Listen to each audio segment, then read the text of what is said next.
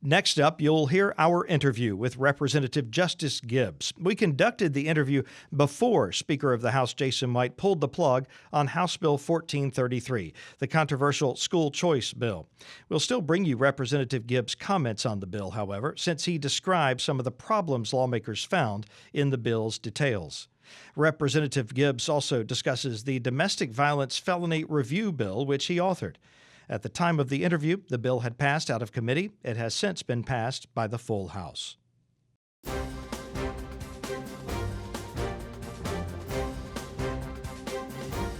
Each week we have an in-depth conversation with one of the key players in the legislative process. This week's guest is Representative Justis Gibbs. Representative Gibbs is a Democrat from Jackson who is serving his first term in the legislature, and we welcome you to At Issue. Wilson, it's an honor to be here. Well, we're glad to have some time to spend with you and ask you about some of these issues. In particular, House Bill 658, which you authored, would require the Department of Corrections to provide inmates with protective equipment when using raw chemicals. And when I first heard about this a week or so ago, it was a surprise to me that anyone behind bars would ever be required to handle raw chemicals. What does that mean, and what kind of a problem is this? Yeah, so I'll first start by telling you that I was exposed to this issue at a press conference that happened last February, and there were former incarcerated people in our state who gathered because they instituted a federal lawsuit in regards to their constitutional rights, in regard to the practices that were happening in our correctional system. At that press conference, I met Ms. Susie Balfour. She is a formerly incarcerated citizen who has developed terminal cancer as a result of constant exposure to raw chemicals, and they're in the process of determining whether or not the full exposure of what she endured in the correctional facility is the direct cause of the cancer. But there are other formerly incarcerated persons who have very similar illnesses and who have also been assigned to the same sort of work duty that Ms. Balfour was assigned to. So what we're seeing that if an inmate is assigned to cleaning or work duty within the correctional facility, they are provided with the materials to do so, but they're not provided with a mask, gloves, anything to protect them from being directly exposed to these chemicals. And what the bill outlines is it requires our correctional facilities to provide these types of protective wear. And if they choose not to provide that, then they would have to switch the type of chemicals that are used. Because what type of chemicals are we talking about? Are these like household chemicals like you'd use to clean your own home, or is it something stronger that's used in an institutional setting? That's correct. So we're talking about raw materials with harsh enzymes and cancer-causing materials where if you were to not protect yourself like you would at home by wearing goggles or wearing a mask, that it could expose you to some health ailments in the future. So it outlines that in the bill.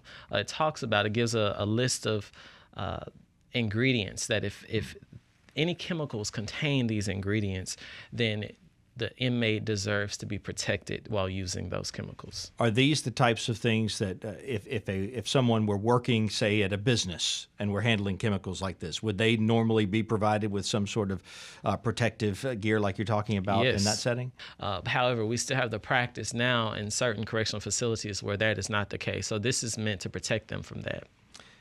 Let's move on to House Bill 1433, the school choice bill, as it's been called. How do you feel about the constitutionality of public funds possibly going to private schools? Because the way I understand it, that this bill is written is that you can transfer from one school district to another to a higher rated school. And if there are not any higher rated schools available to you, whether they're full or they don't exist, you could go to a private school and that public funding would go along with you. That's right. So I'd like to clarify just a little bit about the structure of the bill. The language that's included in 1433 talks about a school district as a whole, and it doesn't talk about schools individually. Okay. So, for example, I grew up in Jackson Public Schools. Power APAC is an A-rated school. The #1 elementary school in the entire state of Mississippi is Obama Magnet, which is in Jackson Public Schools. But based on the language of 1433, any school district who has performed at a D or an F within a 5-year time frame, a child within that district will be able to move to an A or B rated school district. Here's the issue with that. If you are in an A rated school that is a part of a district that may have earned one of those grades, you could take advantage of this bill by transferring your child to an A or B district. But that does not necessarily mean that the school that they're going to be transported in is better than the school that you were already originally in. So I brought up this issue within our education committee meeting because it's always in the details in the way in which the language is constructed.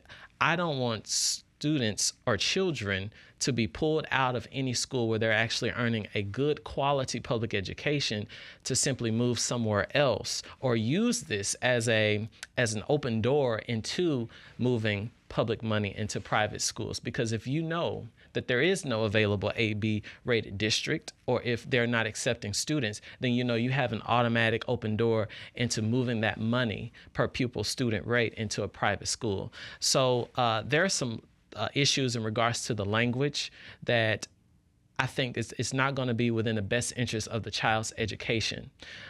Similarly, there's also another bill regarding charter schools that could be instituted in areas where the school district is a D or F. Both of these bills have provisions where it allows, for instance, if you're a teacher at the charter school, you can automatically move your child. If you are a teacher in that A/B rated district, you can automatically move your child to that district with you where you're teaching. That's correct. And the problem that I have with that is sometimes we're prioritizing convenience over the quality of the child's education. And we're starting to, there can be a domino effect, right? Of parents asking, well, how is it that this child was able to leave? I want my child to leave. And then we have to have the conversation of what happens to the children who stay?